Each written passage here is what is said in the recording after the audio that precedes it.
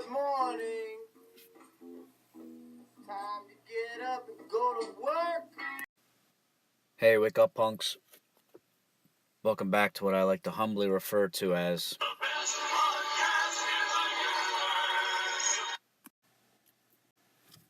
right, and let me just give it in the morning to everybody. In the morning. That's right.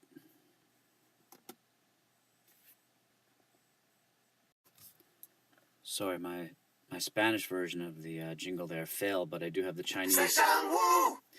And as always, is sponsored by everyone's favorite. Hot Pockets. Okay, and don't forget about also Lean Pockets, which has its own jingle now. Hot Pockets. So what we're talking about here is I'm going to show you the exegesis of the opening lines of the Odyssey. And I don't know how the sound is. I'm not exactly working with a professional studio here. So I can maybe fix some of these things as we go along, but I'm trying out the sounds as we go. I've put up here in the Greek, on the right-hand side, where you see the check mark there, the original Greek passage. I know you don't read that, although I did ask you to learn Greek over the weekend. I know you don't read that, but you can still at least see the order of the words, which is different than in English, and it'll help you, I think, a little bit conceptualize how this author writes and the brilliance of his organization, if nothing else. And then I've put down here the words that I find to be important and the order in which they appear and the kind of structure that they have. It's not perfectly symmetrical, but there is some symmetry to it. There's what you've seen as a characteristic of Homer's writing in general. Before I get too much further, I should remind you that I'm here as always with my co-host and one of my best friends in the world, renowned astrophysicist Stephen Hawking.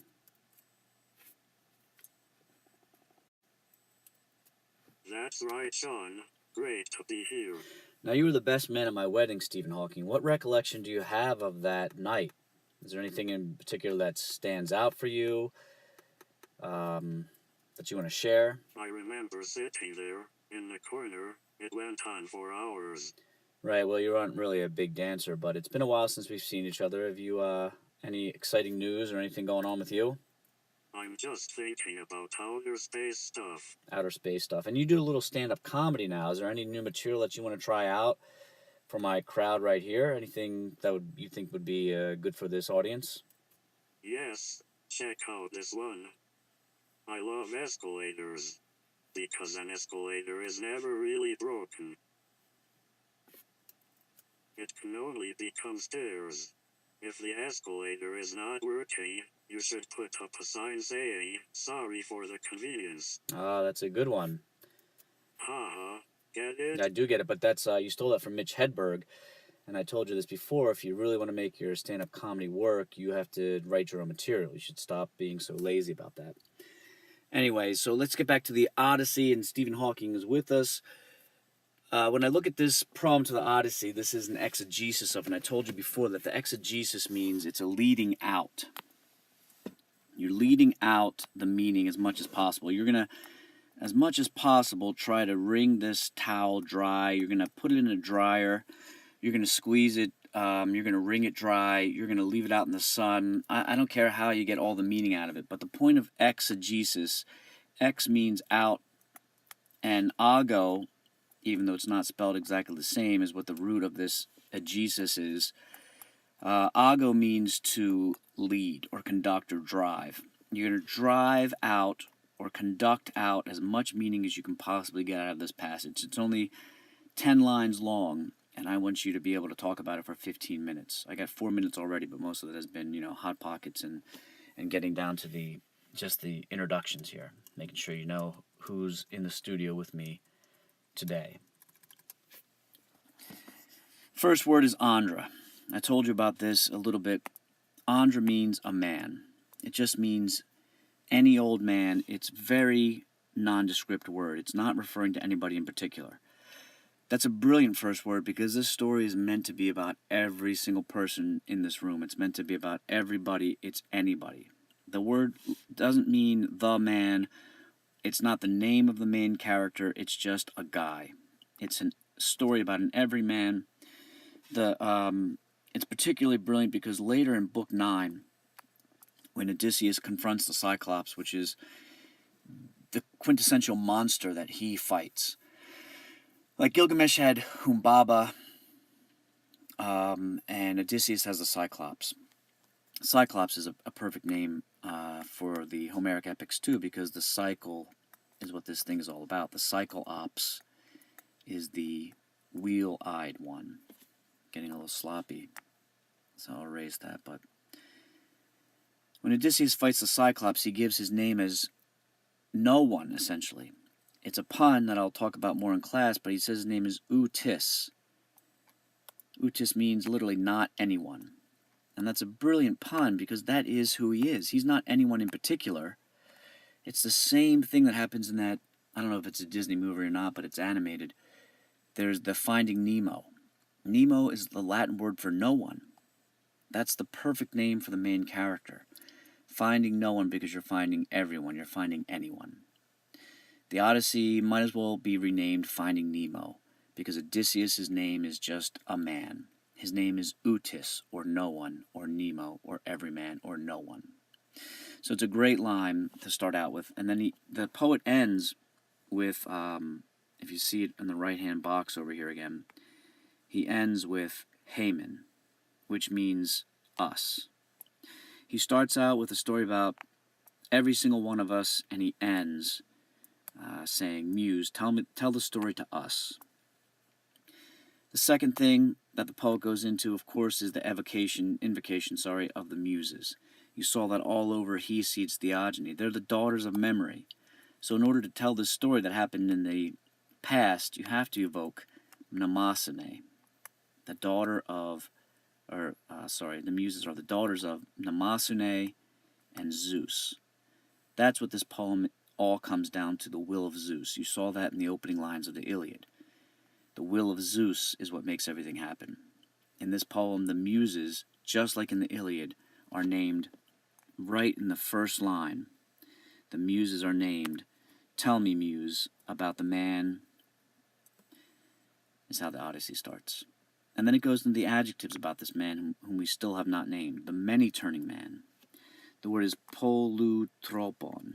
And I want you to understand that root word there, polu, because polu shows up here, polon, and polu shows up here, pola. Again and again, this guy is referred to by the fact that he is marked by his excessiveness. You use the root, polu, at the end of the first line as well. That's 1, 2, 3, 4 times in the first 4 lines. The most repeated word is poly. You have it in English. Poly meaning many. He's the many-turning man. He's the man who very much was made to wander. He's the man who saw many towns and knew the minds of many a man. He's the man who had many sufferings upon the sea. So to me, what this guy is a man of excess. The thesis statement about Odysseus is that he's a man of excess. 4 times, the most repeated word in the opening lines is many. This guy has many problems. This guy has many sufferings. This guy meets many different women. This guy spends many years away from home. This guy has a great longing to return home. This guy is full of excess. Then the next thing I want to point out to you is that they use the active voice and the passive voice. In one line, it's the second line. The first word of that line is plankthe. That means he was made to wander. Let me erase some of the other things. So look at this second line right here, plankthe. He was made to wander. And then the line ends with he destroyed. The verb on the left-hand side is where Odysseus starts out. He starts out in the passive voice. He is not an active agent in his own life. He is made to wander. He is the victim of the gods. But by the end of that line, by the second half of that line, the verb is in the active voice. He's in control. This is how the poem progresses throughout the entire trajectory of this guy's life. I showed you that the name Odysseus, the verb where his name comes from, shows up in book 5 in the passive voice, and then it shows up in book 19 in the active voice. Because in the first half of the poem, this guy's a victim, and in the second half, this guy's taken charge of his life. That's the path of the hero. The first half of his life, he's just doing. The second half of his life, he's in control of what he's doing. The next line you get into is line 3. I've already talked about the excess of his life, polon, and then there's the word anthropon, and then the key word, and one of the thematic words of this class from the very beginning is this I-D-E-N. Right in the center of the line. Just like in the first line, the muses are right in the center of the line.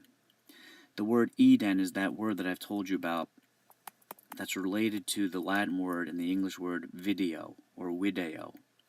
It's where the word idea comes from.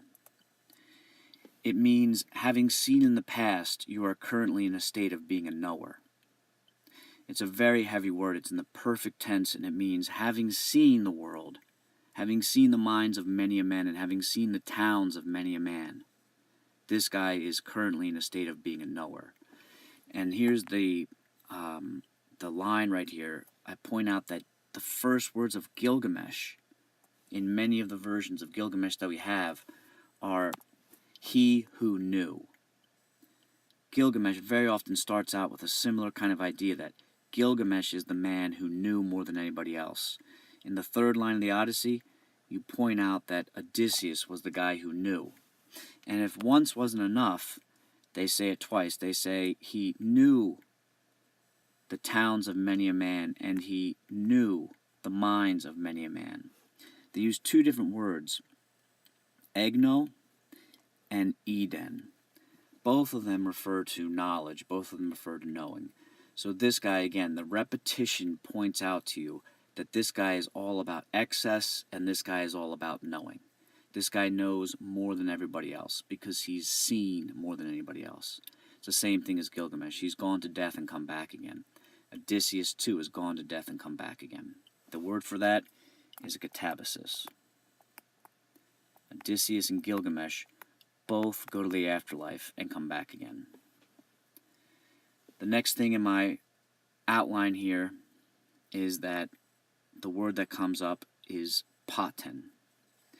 It says in line 1, 2, 3, 4, he suffered is what that word paten means.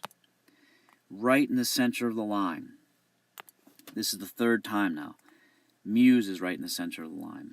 Eden is right in the center of the line. And paten is right in the center of the line.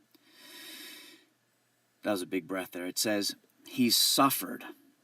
And that's what this story is all about. This guy suffers. The crazy thing about this word, though, paten, is that it's the root of passion in English. It's the root of empathy, the root of sympathy, of course. And it means suffer, but it also means experience. This guy, you can't tell the difference between his suffering and his experience, or the suffering is turned into experience. Suffering and experience in the Greek mind are the same thing. In Latin, it's the same thing as in Greek. Pasco in Greek, patio in Latin, they all have the PA root. And those words do not distinguish between suffering and experience. They're one and the same thing. And that's not a crazy idea. In the book of Job, in the Jewish and Christian tradition, it says that man is born to suffer as the sparks fly upward. In other words, that's the natural order of things. Man is born to suffer. In Buddhism, one of the central tenets, one of the basic and fundamental teachings in Buddhism is that all existence is suffering. When you have three major traditions, the Buddhists, the Greeks, the Jews, and the Christians, all saying the same thing, that existence is suffering, that's something to pay attention to. All right, I'm starting from a clean slate here. So right now we're at the kind of heart of it, if you ask me, the suffering of Odysseus. But you can't tell if it's suffering or just experience. The guy's been 20 years away from home. Has that been pure suffering, or has he learned from all that? Has it been really interesting and valuable experiences in his life, or has he been suffering the entire time? I think it's a matter of it's up to him. If you want to look at your life and look back on the last 20 years and think that it's all been suffering, well, then that's what it is for you. If you want to look back in the last 20 years and be like, there was a lot of suffering and I learned from every minute of it, I'm in a better place because of it, and I'm a better person because of the suffering, and that's probably a better way to live. That's the heroic way to live. That's the model that Odysseus sets for you. Odysseus makes a lot of mistakes, 20 years of mistakes. But in the end, he's a better person, just like Achilles. Achilles makes a lot of mistakes, but in the end, that guy can even forgive his most bitter enemy. That's the model for the hero. I just want to remind you that this portion of the podcast has been brought to you by Hot Pockets. Then we get to an interesting word after the suffering. It says that he suffered many algaea. That means something like pains or misery. And you've learned that the name Odysseus can mean something like either I hate, or it can mean the noun for pain. So this makes sense right here. This guy is full of pain. He suffered many pains. This word is picked up in an interesting way later in this opening lines when it refers to his noston, his homecoming. In English, if you combine those two words, algaea and noston, you get nostalgia. And that means the homecoming pain, or the pain of homecoming. It's an interesting concept. When you leave home for a long time and you come back again, it probably is somewhat painful. That's been my own personal experience. In Odysseus' case, he's been away for 20 years. His dog, he comes home, he sees the dog, it's near death. That's painful. He sees his son who's been beaten up and abused for the last 20 years. He sees his wife who's been harassed by 108 men for the last 10 years. His mother has died. His father has gotten old. There's a lot of pain to this homecoming. Not to mention, he kills 108 men in his dining room. That's a lot of pain right there. He kills all of his slave girls, with the exception of a few. There's a lot of pain when he comes home. He suffers the pain in his theumon. And I put this word in red, and it matches up with number 8, psyche. The theumon is where the psyche is located. The theumon is located in the chest, and the psyche is located in the chest. The psyche is your lungs and your heart, really. But the Greeks attribute a great deal of your thinking to the psyche, to your theumon, to number 8 and to number 8. That's where your gut decisions are made. That's where your broken heart is. It's located in your chest, not necessarily in your skull. The Greeks understand that the skull, the brain, and the gray matter does some of the thinking and some of the processing for your body. But they also thought that a lot of the decision making and a lot of the emotions were located in the chest, in the theumon, and in the psyche. Number 9 matches up with number 9. The next word of this proem is that he was striving to make his homecoming. And then it says, he wanted to. Both of these words, grammatically, are a middle voice participle and a middle voice participle. They both are grammatically the same, and that's an intentional symmetry right there. Homer makes boxes within boxes, or muffins within muffins, however you want to look at this. He makes the pattern of A, B, B, A, or sometimes A, B, A, B. But he always comes back and revisits his point. He's very symmetrical, very deliberate. You can see that I've arranged this so that number 1 matches up with number 1, and you saw this model in the Iliad as well. In the first line he mentions the muses, and in the last line he mentions the muses. Now, not all of these have a perfect symmetry. Like number 3, I don't have a number 3 down here. And that's fine too. It doesn't always have to be so perfect and so symmetrical. That would become tiring and probably boring in and of itself and predictable.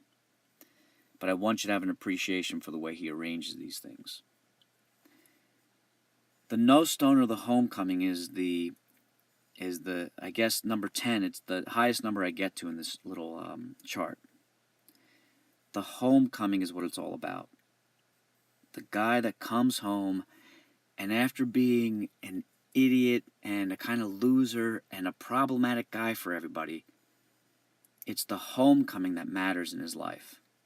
When he comes home to his wife and his child, and for the first time, really, he's going to act like a man. For the first time, he's going to act like a hero. This guy had a lot of growing up to do, and this homecoming is the most important point. That's why it's number 10. It's the climax. And you can see that the number 10 corresponds to a second reference to that idea of homecoming. That word noston is used here, and it's used again to refer to the homecoming. I labeled number 4 with another number 4 down here because, again, the active voice and the passive voice are contrasted. In the beginning of the poem, you point out that Odysseus was made to wander, but he destroyed. It's the passive voice followed by the active voice. In this second line, with the active voice and the passive voice, you have the idea that his comrades didn't make it home. They did not get the homecoming, the people that were with him, because they chose to eat the cattle of the sun, which was sacrilegious and which Odysseus warned them not to do. He goes away for a little while. He says, don't eat the cattle of the sun. It's the same thing that Moses does. Moses goes away for a little while and says, don't do anything. Especially don't make false idols and don't give up on me and don't worship golden calves.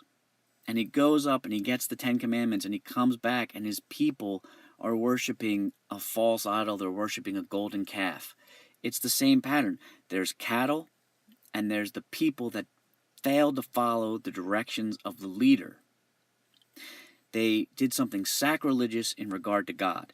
Moses' people did something sacrilegious in regard to God involving cattle, and Odysseus' people did something sacrilegious involving cattle. They ate the cattle of the sun in the first half of that line, and their homecoming day was taken away from them in the passive voice. They had no control over that. They were victims of their own greed or their own stupidity. The word homecoming is the final interesting word that the proem, the opening lines of this poem, ends with.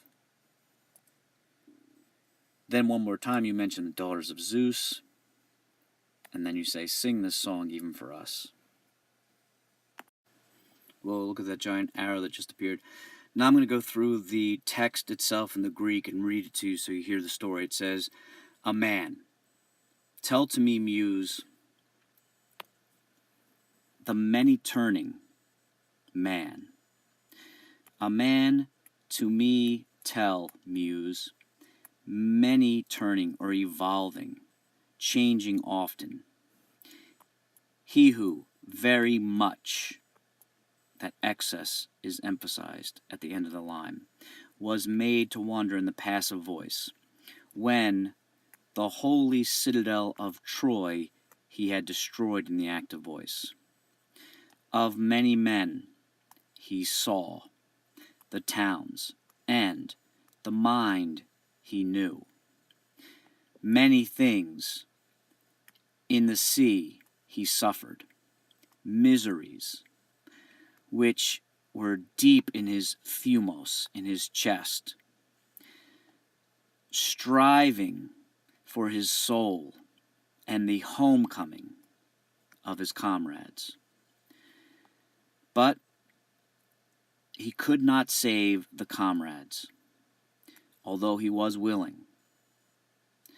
They perished by their own stupid stupidity, the idiots, napioi, your favorite word now, a word that you should all get printed on your t-shirts. They, the cattle of the son of Hyperion, Helios, they ate. But, or so, the day of their homecoming was erased.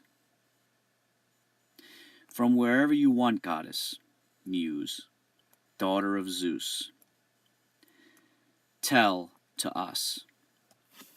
Just like in the first line it says, Enipa, tell the story. In the last line it says, say to us. Both words are commands. Throughout this entire thing, there are correspondences upon correspondences. The whole thing is arranged symmetrically. In those first 10 lines, you get all that you need to know out of this class, all that you need to know out of life. If you can't live by the first 10 lines of the Odyssey, I don't know what I can do with you. I can't help you any further. The rest of the Odyssey is just the details, just the icing, but your life is probably just as interesting as Odysseus is, or more interesting. In the end, that's what matters, because Odysseus brought it together in the end. I don't know how you're going to end up in the end. You might make a mess of the whole thing. You might be a mess now, and Odysseus was too. But in the end, Odysseus does something important and something interesting. Okay, that's it for me. I want to give everybody a little bit of karma. You've got karma. And Stephen Hawking, you got anything to say to my audience? Yes, stay off drugs and stay in school. That's right, stay off drugs and stay in school. That's great advice for everyone. This is me saying bye.